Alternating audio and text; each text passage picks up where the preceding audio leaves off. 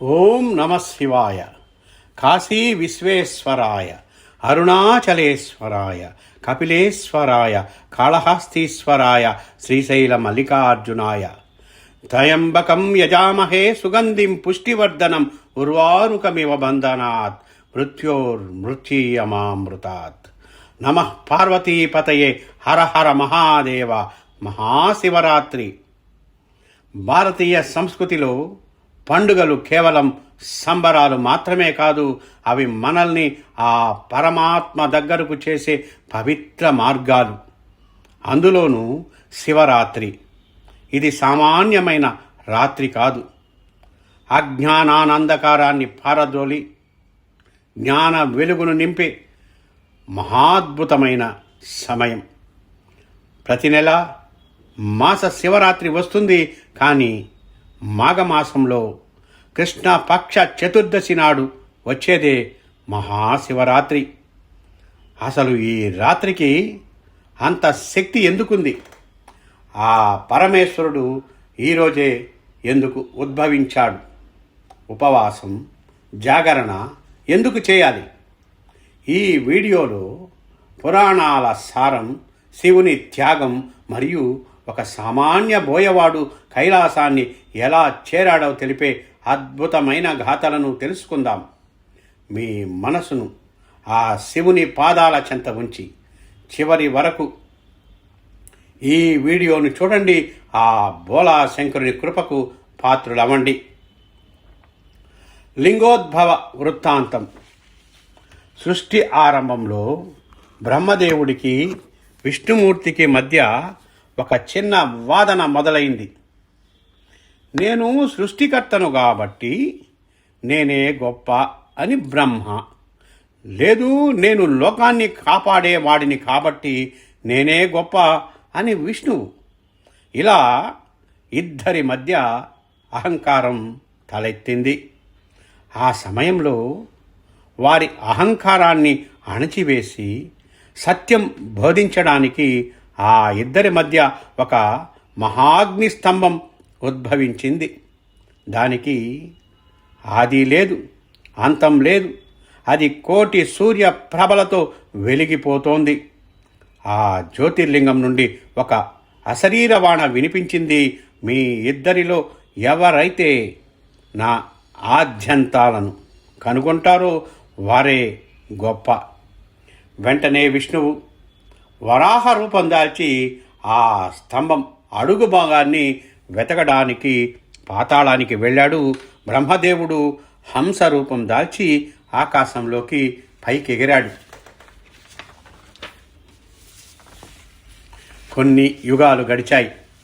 విష్ణువు ఎంత లోతుకు వెళ్ళినా ఆ అగ్నిస్తంభం మూలం దొరకలేదు. తన ఓటమిని అంగీకరించి వెనక్కి వచ్చాడు.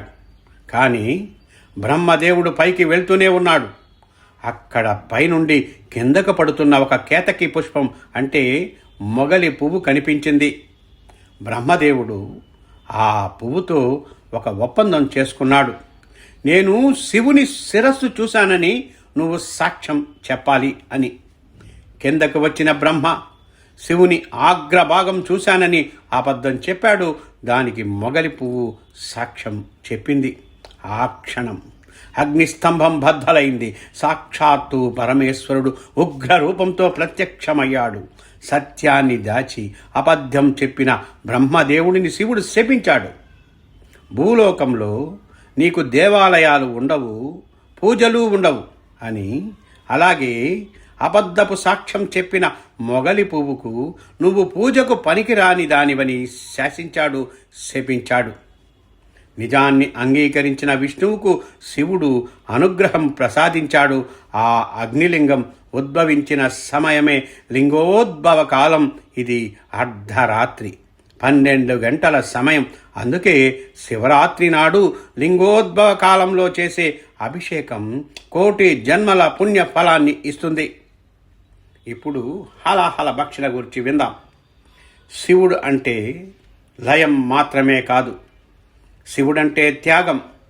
లోక రక్షణ కోసం ఆ మహాదేవుడు చేసిన త్యాగమే ఈ కథ. ఒకానొక సమయంలో అమృతం కోసం దేవతలు రాక్షసులు కలిసి క్షీరసాగర మదనం ప్రారంభించారు. మందర పర్వతాన్ని కవ్వంగా వాసుకి అనే పాముని తాడుగా చేసి సముద్రాన్ని చిలకడం మొదలుపెట్టారు. లక్ష్మీదేవి, కల్పవృక్షం, కామధేనువు వంటి అద్భుతాలు వస్తాయని ఆశించారు. కానీ అందరికంటే ముందుగా వచ్చింది అమృతం కాదు, హాలాహలం. ఆ విషం యొక్క వేడికి సమస్త లోకాలు మాడిపోతున్నాయి. దేవతలు రాక్షసులు భయంతో పరుగులు తీశారు. కాపాడే నాదుడే లేదా అని ఆర్తనాదాలు చేశారు. అప్పుడు అందరికీ గుర్తొచ్చింది ఒకరే, ఆపద్బాంధవుడు, అనాథరక్షకుడు, కైలాసవాసుడు. అందరూ వెళ్ళి శివుని పాదాలపై పడ్డారు. అప్పుడు శివుడు చిరునవ్వుతో భయపడకండి అని చెప్పి ఆ లోకాలను దహించి వేసే విషాన్ని తన అరచేతిలో తీసుకున్నాడు. ఒక చిన్న ఉండలా చేసి అమాంతం మింగేశాడు. కానీ ఆ విషం కడుపులోకి వెళ్తే లోకాలన్నీ నాశనమవుతాయని, బయట ఉంటే ప్రాణకోటి నశిస్తుందని జగన్మాత పార్వతీదేవి వెంటనే శివుని గొంతును గట్టిగా పట్టుకుంది. ఆ విషం గొంతులోనే ఆగిపోయింది. ఆ పవిత్రమైన గొంతు నీలవర్ణంలోకి మారింది. అప్పటి నుండి మన శివయ్య నీలకంఠుడయ్యాడు. ఆ రోజే శివుడు విషాన్ని మింగి మగత నిద్రలోకి జారుకోకుండా ఉండేందుకు దేవతలందరూ ఆ రాత్రి శివనామ స్మరణ చేస్తూ, నాట్యం చేస్తూ మెలకుగా ఉన్నారు. అదే ఈ మహాశివరాత్రి జాగరణ వెనుక ఉన్న అసలైన పరమార్థం. లుబ్ధకుడి కథ బోయవాడి మోక్షం. పురాణాల మాట అటుంచితే భక్తి నిరసనంగా నిలిచే ఒక ప్రసిద్ధమైన కథ కూడా ఉంది. అదే లుబ్ధకుడి కథ. పూర్వం ఒక బోయవాడు ఉండేవాడు.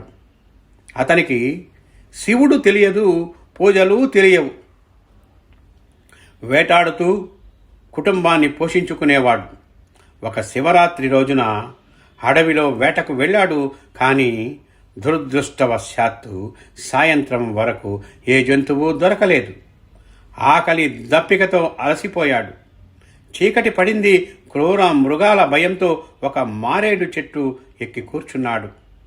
నిద్ర పడితే కింద పడిపోతానేమో అని నిద్రపోకుండా కాలాక్షేపానికి ఆ చెట్టు ఆకులు అంటే ఆ మారేడు దళాలు ఒక్కొక్కటిగా తెంపి కింద పడేస్తున్నాడు. యాదృచ్ఛికంగా ఆ చెట్టు కింద ఒక శివలింగం ఉంది. ఆ బోయవాడికి తెలియకుండానే శివరాత్రి నాడు ఉపవాసం ఉంటూ మారేడు దళాలతో శివుడిని అర్చిస్తున్నాడు. మొదటి జాము గడిచింది. ఒక ఆడజింక అక్కడికి వచ్చింది. బోయవాడు బాణం ఎక్కుపెట్టాడు. అప్పుడు ఆ జింక మనిషి భాషలో మాట్లాడింది. ఓ బోయవాడా, ఆగు, నన్ను చంపకు. నా పిల్లలు నా కోసం ఎదురు చూస్తున్నాయి. వాటిని నా భర్తకు అప్పగించి నేను తిరిగి వస్తాను, అప్పుడు నన్ను చంపు అని బతిమాలింది. ఆ బోయవాడి మనసు కరిగింది. సరే వెళ్ళు అన్నాడు. రెండవ జాము మరో జింక వచ్చింది. అది కూడా నా భర్త కోసం వెతుకుతున్నాను, ఆఖరి చూపు చూసి వస్తాను అని వేడుకుంది. దాన్ని కూడా వదిలేశాడు. తెలియకుండానే రెండవ జాము పూజ కూడా పూర్తయింది. మూడవ జాము ఒక మగ జింక వచ్చింది. నా భార్య పిల్లల కోసం వెళుతున్నా, చూసి వస్తాను అంది. దాన్ని కూడా నమ్మి పంపించాడు. నాలుగవ జయము సూర్యోదయం అవుతుంది. ఆశ్చర్యంగా 3 జింకలు వాటి పిల్లలతో సహా ఆ బోయవాడి దగ్గరకు వచ్చాయి. మా మాట నిలబెట్టుకున్నా, ఇప్పుడు మమ్మల్ని చంపి నీ ఆకలి తీర్చుకో అని అన్నాయి. జంతువులలో ఉన్న ఆ సత్యం, ధర్మం చూసి బోయవాడి కఠినమైన మనసు మారిపోయింది. కళ్ళల్లో నీళ్లు తిరిగాయి. ఛీ, నోరు లేని జీవాలే ఇంత ధర్మాన్ని పాటిస్తుంటే మనిషినైనా నేను పొట్ట కూటి కోసం ఇంత పాపం చేస్తున్నానా అని ఆ బాణాన్ని విసిరి నేలకేసి కొట్టాడు. అంతలో ఆకాశం నుండి పుష్ప వృష్టి కురిసింది. సాక్షాత్తు పరమేశ్వరుడు ప్రత్యక్షమయ్యాడు. తెలియక చేసినా సరే ఈ పవిత్రమైన శివరాత్రి నాడు నువ్వు చేసిన ఉపవాసం, జాగరణ, మారేడు అర్చన నన్ను మెప్పించాయి అని ఆ బోయవాడికి మోక్షాన్ని ప్రసాదించాడు.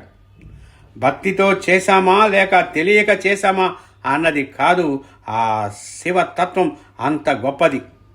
స్మరణ మాత్ర సంతుష్టుడు మన శివయ్య. కాబట్టి మిత్రులారా, మహాశివరాత్రి కేవలం పూజ మాత్రమే కాదు, శాస్త్రీయంగా చూస్తే ఆ రోజున గ్రహాల స్థితిగతుల వల్ల భూమిపై ఒక ప్రత్యేకమైన శక్తి తరంగాలు ప్రసరిస్తాయి. వెన్నెముక నిటారుగా ఉంచి జాగరణం చేయడం వల్ల మనలోని కుండలిని శక్తి జాగృతమవుతుందని యోగులు చెబుతారు. ఈ రోజున మనం చేయవలసినవి 3. 1. ఉపవాసం, మన శరీరాన్ని, మనసును శుద్ధి చేసుకోవడానికి. 2.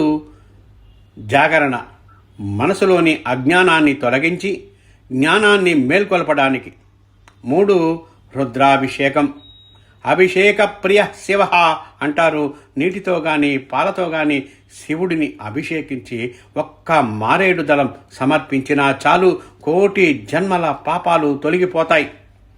ఈ శివరాత్రి నాడు మీ కష్టాలన్నీ ఆ నీలకంఠుడికి వదిలేయండి. ధైర్యంగా అడుగు ముందుకు వేయండి.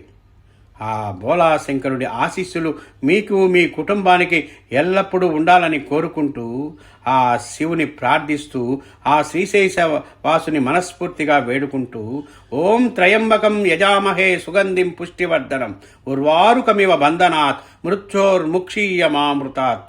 మీకు, మీ కుటుంబ సభ్యులకు మహాశివరాత్రి శుభాకాంక్షలు. ఈ వీడియో మీకు నచ్చితే 10 మందికి షేర్ చేయండి. మా ఛానల్ని సబ్స్క్రైబ్ చేయండి. ఆ శివ పుణ్యాన్ని పొందండి. ఓం నమ శివాయ. స్వస్తి.